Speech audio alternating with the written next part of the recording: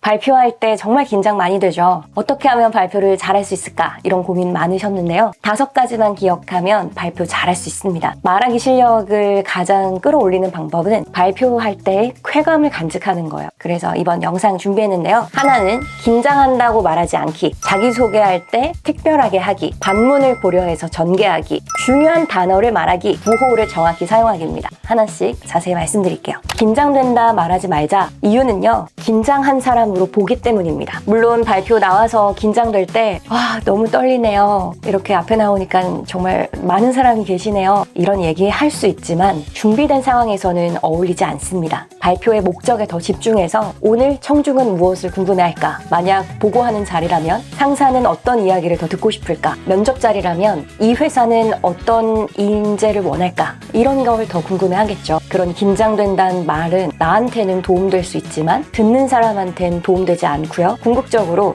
우리가 앞에 나와서 무언가를 말하는 목적이 분명히 있죠. 그 목적에도 긴장한단 말이 과연 도움될까? 이 생각을 해보셔야 합니다. 어떤 분은 일부러 이런 말을 하면서 자기를 좀 더 편안한 사람으로 보이려고 해요. 너무 완벽하게 발표를 하면 좀 인간미가 없다, 이런 얘기를 하는데요. 멋있게 발표하는 게 더 낫죠. 지금 단계에서는 그 목적을 이루는 거, 그것만 더 집중하는 게 맞습니다. 그리고 실제로 긴장한다고 해서 그렇게 긴장한 사람처럼 보이는 일은 드물어요. 저 역시 예전엔 발표할 때 정말 많이 떨었어요. 이렇게 사진 찾아보면 마이크를 다 두 손으로 잡고 있어요. 그 이유가 떨렸거든요. 그걸 보기가 싫어서 두 손으로 잡았었는데 목소리를 들어보면 실제로 떨리는 건 없었어요. 근데 내가 말을 하니까 귀로는 떨리는 게 느껴지는 거죠. 몸속에서 우리가 말하면서 진동이 느껴질 텐데요. 그 음성 소리와 다른 사람의 귀로 들리는 소리는 또 다릅니다. 녹음을 하면 확실히 알 수 있으니까요. 만약 내가 진짜 앞에 나와서 덜덜 떠는데 나는 어떡하냐 라고 한다면 녹음해서 꼭 들어보세요. 분명히 알 수 있을 테니까요. 긴장한다는 말 하지 말고요. 앞에서는 정말로 해야 하는 말, 오늘 이 발표에서 무엇을 이야기하려고 하는지, 방금도 전 여러분한테 5가지를 미리 말씀을 드리고 시작했죠. 이처럼 중요한 이야기부터 하는 겁니다. 사실 지금 제가 목 상태가 좋지 않아요.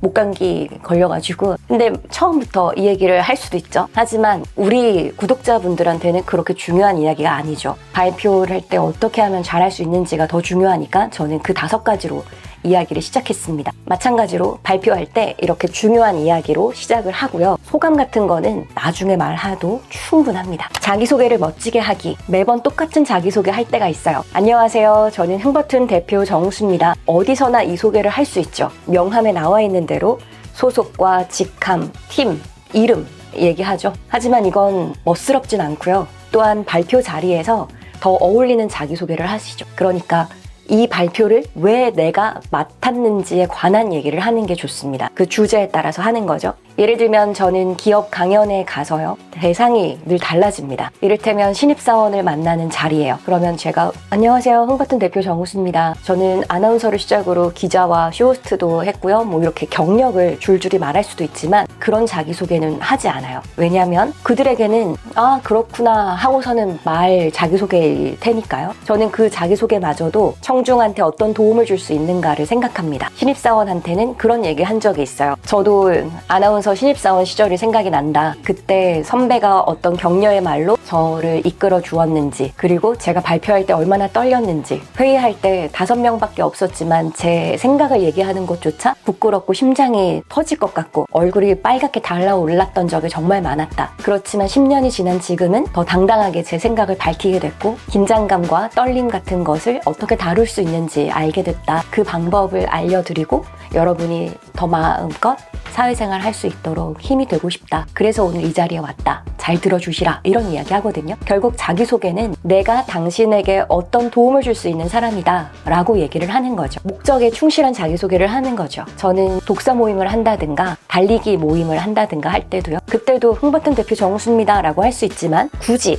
그렇게 소개할 필요는 또 없잖아요. 그럴 때는 내가 왜 달리기를 하러 이 자리에 왔는지, 또는 이 책을 읽고 다른 사람들의 생각을 듣고 싶어서 이 자리에 왔다든지 그 모임에 참여한 이유를 얘기를 합니다. 이처럼 나라는 사람은 아주 많은 것들로 소개할 수 있으니까요. 아무 때나 할 수 있는 자기소개가 가장 매력이 없으니까 여러분이 발표할 때 그 목적에 충실한 자기소개로 나를 나타내세요. 그렇게 청중이 계속해서 주목할 수 있게 만들어 주시면 됩니다. 그 다음, 내용을 전개할 때 우리는 기승전결을 고민을 많이 하고요. 머릿말, 본론, 결론 이런 순으로 이야기를 하죠. 그런데 꼭 내 얘기를 재미없게 듣는 사람도 있고요. 다른 행동을 할 때도 있고 나갈 때도 있고 핸드폰을 계속 봐서 거슬리게 보이기도 합니다. 내 말이 지루한가? 재미없는가? 라는 생각이 들죠. 이때 내용을 전개하는 재미난 방법은요. 반대 입장을 고려하는 겁니다.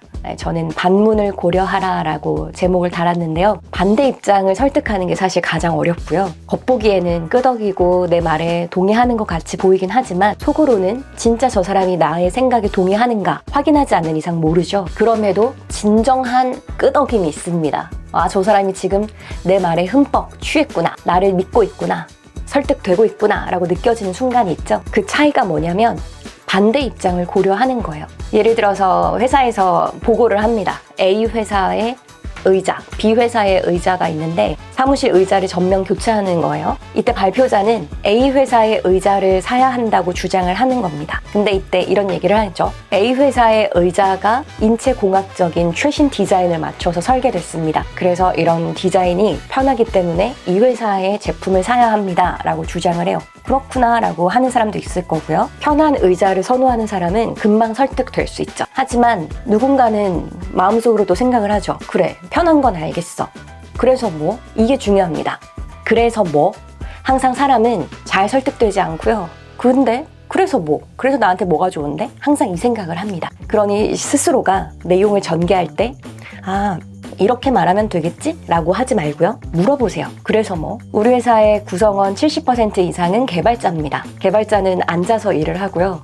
이때 의자가 편해야 업무에 더 집중할 수 있고 일에 몰두합니다. 지금의 이번 투자로 의자를 전면 교체한다면 개발자들의 능률은 더 오를 거고 이에 따라 우리 회사의 성과도 더 올라갈 수 있습니다. 그러니 B회사보다 가격이 조금 높더라도 투자를 할 수 있는 가치는 충분합니다.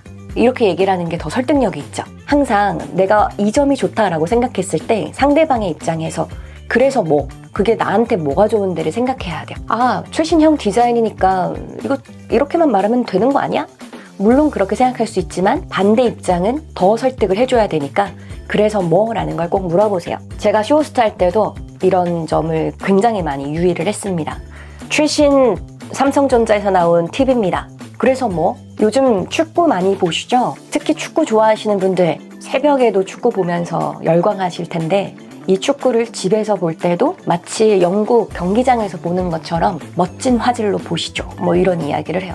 그래서 뭐 그게 나한테 뭐가 좋은데? 한 번 보는 축구 경기지만 그때의 선수의 표정과 그런 경기장에서의 박빙의 승부를 펼치는 그 분위기 이런 거를 TV에서 더 느낄 수 있습니다. 뭐 이런 이야기를 할 수 있겠죠. 이렇게 그래서 뭐? 라는 거를 물어보면 훨씬 내용이 알차고 더 단단한 주장을 펼칠 수 있습니다. 다음은 중요한 단어부터 말하기인데요. 결론부터 말하자 이런 이야기를 많이 들어보셨죠. 두 갈식으로 말하는 게 중요하다. 그 이유는 집중력이 삽니다. 이 개념 때문에 처음부터 긴장한단 말을 하지 말자고 하는 거예요. 왜냐면 앞에 사람이 딱 나오잖아요. 그럼 주목하는 힘이 생깁니다. 왜 카페에서도 우리가 친구들이랑 놀다가 누군가가 문에 딱 들어와요. 그러면 시선을 빼앗길 때가 있죠. 그 이유가 눈앞에 보이는 풍경이 변화하기 때문이에요. 호숫가를 바라보고 앉아 있다가도요. 낚싯대가 움직이는 찰나를 우리는 다 포착하잖아요. 그 이유는 다 고요하게 멈춰 있다가 갑자기 미끼를 문 물고기의 움직임이 보이기 때문에 시선이 가죠. 하늘을 볼 때도 구름이 움직이는 걸 보지 그냥 파란 하늘을 보고 있지 않잖아요. 이처럼 사람의 시선은 움직이는 것에 초점을 맞춥니다.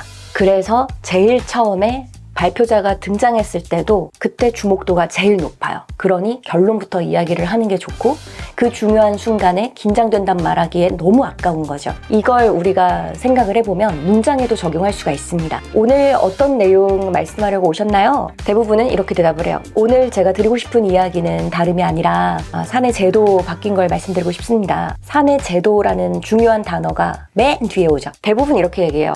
제가 오늘 만나자고 이야기를 드린 거는 이렇게 문장 앞부분부터 쓸데없는 이야기를 많이 합니다. 바꾸는 거죠. 사내 제도, 새해부터 달라집니다. 자세히 말씀드릴게요. 중요한 단어를 맨 앞에. 당신의 가치관이 무엇인가요? 제 삶을 이끄는 가치관은 자유의지입니다. 이게 아니라 자유의지, 제 삶을 이끄는 가치관입니다. 제 이름은 정수라고 합니다. 이것보다 정흥수, 제 이름입니다. 기억해주세요. 이렇게 중요한 단어를 맨 앞에 갖고 오는 겁니다. 당신이 가장 좋아하는 책은 뭐예요? 그리스인 조르바예요. 그게 제 인생 책이에요. 이렇게 말하는 게 훨씬 확신에 차 보이죠?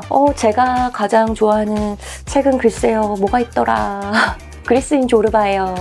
이렇게 얘기할 수도 있겠지만 중요한 단어를 맨 앞에다가 두는 순간 확실한 주목도가 생기고 그 사람이 그걸 더 잘 알고 있다는 게 느껴지니까요. 여러분이 중요하게 생각하는 발표나 그런 장소가 있다면 중요한 단어를 제일 먼저 앞으로 빼보세요. 일상에서 내가 불필요한 단어를 쓰고 있지는 않은가 생각하면 좋은데요. 그 방법은 녹음을 해보시고요. 네이버 클로바 노트 앱 같은 거 있죠. 거기에 한 1분 정도 얘기를 해보는 거예요. 그러면 문장 시작할 때 제가 오늘 이런 중요하지 않은 단어로 시작하는 말들이 많을 겁니다. 또는 그래서 제가 드리고 싶은 이야기는 접속사로 시작하는 경우도 많을 겁니다. 필요 없는 것들 지워도 말이 된다면 그건 없애도 되는 단어입니다. 이런 거를 빼버릴수록 중요한 단어를 앞으로 더 가지고 올 수 있는 힘이 생기고요. 글자의 수도 줄어드니까 말을 끝까지 더 힘있게 나갈 수 있습니다. 끝으로 부호를 주의하시면 좋겠어요. 요즘은 웹사이트를 보거나 또는 챗 GPT 이런 걸 활용해서 맞춤법 검사는 많이들 합니다. 띄어쓰기나 오타 같은 경우는 거의 줄어든 편이긴 한데요. 부호를 잡아주는 거는 아직까지 없더라고요. 그리고 이 부호의 쓰임이 굉장히 어렵습니다. 저도 책을 3권째 쓰면서 부호에 대한 공부를 정말 많이 했어요. 제대로 알고 싶다. 그러면 한국어 어문 규정 들어가서 보면 됩니다. 국립국어원에 나와 있으니까요. 그걸 파헤치면 아주 재미난 예시와 많은 것들이 있으니까 도움을 줄 수 있는데요. 부호에서는 하나만 기억하세요. 마침표처럼 부호를 쓴다. 이게 무슨 말이냐면요. 마침표는 어때요? 문장을 매듭 지을 때 맨 마지막에 점을 찍죠. 이걸 기억해야 돼요. 가장 많이 틀리는 게 날짜입니다. 발표 첫 장에 보면 제목도 있고 이름도 있고 날짜를 쓰는 경우가 되게 많은데요. 이 맨 끝에 일자에서 점을 찍지 않는 사람이 정말 많습니다. 예를 들어서 2025년 8월 15일이라고 쳐요. 2025 마침표, 8월 마침표, 15하고 마침표를 안 쓰는 게 난 너무 많다는 거죠. 이때 찍어야 합니다. 왜냐하면 이 점들이 다 생략됨을 나타냅니다. 년을 생략한 점, 월을 생략한 점, 일을 생략한 점이 있어야 하죠. 판결문이나 계약서를 보면 점은 다 찍혀 있어요. 왜냐하면 변호사나 판사 같은 경우는 점을 찍어야 한다는 게 당연하고 그게 너무 중요하다는 걸 알기 때문에 놓치지 않습니다. 그러니 우리도 앞으로 놓치지 않는 거죠. 또한 붙임표나 물결표 같은 부호 있죠. 이때도 띄어서 쓰는 사람들이 많습니다. 예를 들면 서울에서 부산까지 4시간이라고 칩시다. 이때 서울에서 부산이라는 걸 나타낼 때 붙임표를 쓰잖아요. 서울 띄고 붙임표 띄고 부산을 쓸 게 아니라 마침표는 어떻죠? 글자 바로 옆에 찍죠. 서울 붙임표 부산 이렇게 띄어쓰기 없이 쓰는 거예요. 물결표도 마찬가지입니다. 이력서나 경력을 쓸 때 2010년부터 2020년까지 이런 걸 표현할 때 그 사이에 물결을 쓰죠. 이때도 숫자 띄고 물결 띄고 이렇게 넓게 쓰는데요. 그것보다 2010 물결 2020 이렇게 해서 붙이는 거예요. 8 물결 9월 이렇게. 언제나 마침표를 생각하면 부호를 잘 쓸 수 있습니다. 그것까지 신경을 써야 하나요? 맞습니다. 왜냐하면 발표 자료에서 오타가 보이거나 부호에서도 뭔가 뒤죽박죽 쓸 때가 있거든요. 예를 들면 어떤 장에서는 1번을 표현할 때 마침표를 찍는 사람이 있고 어떤 사람은 괄호를 다는 사람이 있어요. 근데 이게 통일되지 않고 각 장표마다 되게 새로운 부호를 쓰는 사람들이 많습니다. 그걸 보여요. 제 눈에 보입니다. 그럼 정신사납고 저는 반드시 수강생들한테 이걸 통일하자라고 얘기를 해요. 이 팁을 드리자면 붙임표를 나타내면서 우리가 어떤 항목을 쓸 때 있죠. 그럴 때는 띄어써야 돼요. 이것도 마침표를 생각하면 쉬워요. 마침표를 매듭 지을 때 문장 찍죠. 그 다음에 띄어서 새로운 문장 시작하죠. 마찬가지예요. 그 부호의 다음으로 글을 쓸 거는 띄어쓰기를 하는 게 맞습니다. 이거 역시 한국어 어문 규정의 예문을 쫙 보잖아요. 그것만 보더라도 아주 완벽한 맞춤법과 띄어쓰기, 부호의 쓰임들이 들어가 있으니까요. 부호에 대해서 궁금하다면 어문 규정 참고하시면 좋겠습니다. 여러분 발표할 때 이제는 당당하게 잘하실 수 있겠죠? 기억하세요. 긴장된다고 말하지 않기. 그 대신 청중이 무엇을 원하는지를 더 집중해서 발표 첫머리에 시작하기. 자기소개를 할 때는 발표의 목적과 어울리는 내가 당신들에게 어떤 도움을 줄 수 있는 사람인지 말하기. 내용을 전개할 때는 나의 머릿속으로 흘러가는 이야기보다 사람들의 머릿속에서 어떤 반대의 입장이 있을까? 그 의문을 없애주는 반문의 순서를 고려할 것. 중요한 단어를 문장 맨 앞으로 배치할 것. 그러면 주목도가 계속해서 높아진다. 끝으로 잘한 발표를 더 완벽하게 하기 위해서 부호의 쓰임까지 마침표를 제대로 찍으면서 마무리하기. 기억하시고 완벽함 아니에요. 잘하는 아니에요. 하고 싶은 대로 발표를 하세요. 다 하지 말라 그래놓고 이 점을 기억하고 발표할 때 꼭 활용해 보세요.